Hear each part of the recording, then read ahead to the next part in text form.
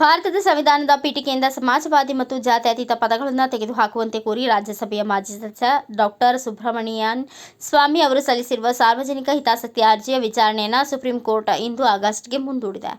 ನ್ಯಾಯಮೂರ್ತಿ ಸಂಜೀವ್ ಖನ್ನಾ ಅವರು ನ್ಯಾಯಾಲಯದ ಹಲವಾರು ತೀರ್ಪುಗಳು ಜಾತ್ಯತೀತ ಎಂಬ ಪದ ನಮ್ಮ ಸಂವಿಧಾನದ ಮೂಲಕ ರಚನೆ ಎಂಬುದಾಗಿ ಹೇಳಿದ್ದಾರೆ ಎಂದಿದ್ದಾರೆ. ಒಂದೇ ವಿಷಯದ ಕುರಿತು 3 ಅರ್ಜಿಗಳು ಸಲ್ಲಿಕೆಯಾಗಿವೆ. ಹಾಗಾಗಿ ಅರ್ಜಿದಾರರ ವಕೀಲರೊಬ್ಬರು ಮಾಡಿದ ಮನವಿಯನ್ನು ಪರಿಗಣಿಸಿ ಆಗಸ್ಟ್ 12ರಿಂದ ವಿಷಯವನ್ನು ವಿಚಾರಣೆಗಳಿಗೆ ಮರುಪಟ್ಟಿ ಮಾಡುವಂತೆ ನ್ಯಾಯಾಲಯ ಆದೇಶಿಸಿದೆ. ಸಂವಿಧಾನದ ಪೀಠಿಕೆ ಅಂಗೀಕರಿಸಿದ ನವೆಂಬರ್ 26, 1949ರ ದಿನಾಂಕವನ್ನು ಬದಲಿಸದೆ ತಿದ್ದುಪಡಿ ಮಾಡಬಹುದೇ ಎಂದು ಈ ಹಿಂದೆ ಸುಪ್ರೀಂ ಕೋರ್ಟ್ ಕೇಳಿತು. ಸುಬ್ರಮಣಿಯನ್ ಸ್ವಾಮಿ ಹಾಗೂ ಇತರರು ಸಲ್ಲಿಸಿರುವ ಅರ್ಜಿಯ ವಿಚಾರಣೆ ವೇಳೆ ನ್ಯಾಯಮೂರ್ತಿ ದೀಪಂಕರ್ ದತ್ತಾ ಮತ್ತು ನ್ಯಾಯಮೂರ್ತಿ ಸಂಜೀವ್ ಖನ್ನಾ ಅವರಿದ್ದ ದ್ವಿಸದಸ್ಯ ಪೀಠ ಈ ಪ್ರಶ್ನೆಯನ್ನು ಎತ್ತಿತ್ತು. ಪ್ರಸ್ತುತ ಅರ್ಜಿಯು ಮಾಜಿ ಪ್ರಧಾನಿ ಇಂದಿರಾ ಗಾಂಧಿ ಅವರ ಅಧಿಕಾರಾವಧಿಯಲ್ಲಿನ ಸಂವಿಧಾನದ ಪೀಠಿಕೆಗೆ ಸಮಾಜವಾದಿ ಮತ್ತು ಜಾತ್ಯತೀತ ಪದಗಳನ್ನು ಸೇರಿಸಲು ಅನುವು ಮಾಡಿಕೊಟ್ಟ 1976ರ 42ನೇ ಸಂವಿಧಾನದ ತಿದ್ದುಪಡಿಯ ಸಿಂಧುತ್ವವನ್ನು ಪ್ರಶ್ನಿಸಿದೆ. ಹೊಸ ಪದಗಳ ಅಳವಡಿಕೆಗೆ 368ನೇ ವಿಧಿಯ ಅಡಿಯಲ್ಲಿ ಸಂಸತ್ತಿನ ತಿದ್ದುಪಡಿ ಅಧಿಕಾರವನ್ನು ಮೀರಿದೆ ಎಂದು ವಾದಿಸಿದೆ.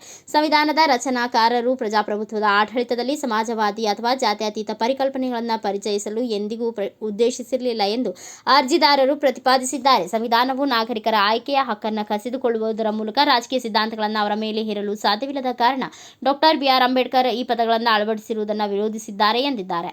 ಮೂಲ ಪೀಠಿಕೆಯಲ್ಲಿ ಭಾರತವನ್ನು ಸಾರ್ವಭೌಮ ಪ್ರಜಾಪ್ರಭುತ್ವ ಗಣರಾಜ್ಯ ಎಂದು ಉಲ್ಲೇಖಿಸಲಾಗಿತ್ತು. ಸಾರ್ವಭೌಮ ಮತ್ತು ಪ್ರಜಾಪ್ರಭುತ್ವದ ನಡುವೆ ಸಮಾಜವಾದಿ, ಜಾತ್ಯತೀತ ಎಂಬ ಪದಗಳನ್ನು ಸೇರಿಸಲಾಗಿದೆ ಎಂದು ಅವರು ಹೇಳಿದ್ದಾರೆ. ಇದಕ್ಕೆ ಈ ಹಿಂದೆ ಪ್ರತಿಕ್ರಿಯಿಸಿದ ಸುಪ್ರೀಂ ಕೋರ್ಟ್ 1976ರಲ್ಲಿ ಸಂವಿಧಾನಕ್ಕೆ ತನ್ನದೇ 42ನೇ ತಿದ್ದುಪಡಿ ಮೂಲಕ ಪೀಠಿಕೆಯನ್ನು ತಿದ್ದುಪಡಿ ಮಾಡಿ ಸಮಾಜವಾದಿ ಮತ್ತು ಜಾತ್ಯತೀತ ಎಂಬ ಪದಗಳನ್ನು ಸೇರ್ಪಡೆ ಮಾಡಲಾಗಿದೆ. ಆದರೆ ಈ ತಿದ್ದುಪಡಿಯನ್ನು ಅಳವಡಿಸಿಕೊಂಡ ದಿನಾಂಕ 1949ರ ನವೆಂಬರ್ 29 ಎಂಬುದಾಗಿಯೇ ಉಳಿಸಿಕೊಳ್ಳಲಾಗಿದೆ. ಹೀಗಾಗಿ ಈ ವಿಷಯವನ್ನು ತಾರ್ಕಿಕ ದೃಷ್ಟಿಕೋನದಿಂದ ಅವಲೋಕಿಸಲಾಗುವುದು ಅಗತ್ಯ ಎಂದು ಹೇಳಿದ್ದಾರೆ.